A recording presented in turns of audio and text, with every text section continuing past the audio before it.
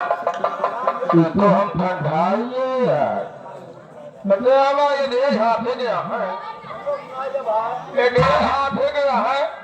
अब साढ़े 3 हाथे हाथ यहाँ बेटा ये नहीं हमको पैसे ही करे मैं आपको किस लिए बेटा कहती हूँ? इसलिए मैं आपकी सबसे छोटी वाली बुआ हूँ ना। तो हमारा फोफो हमारे बाबू को भाई हमारा फोफो ये बुआ ये बुआ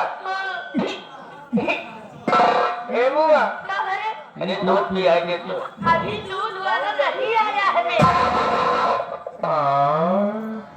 फिर बेटा कहे कौन तो धोआ पिया कौन वाला पीना? हम जानते हैं कौन दूध पीना। कौन वाला गाय का दूध पीना। गाय का दूध न पिया गाय का दूध तो बिल्कुल नहीं भैंस का दूध पीना। गाय का दूध पी तो जुकाम पकड़ ले भैंस का दूध पीना। भैंस का दूध गरम पड़ा बकरी का दूध पीना। बकरी का दूध न पिया झगड़ा ही लागा हमका विश्वास है कि कहे दूध पीना।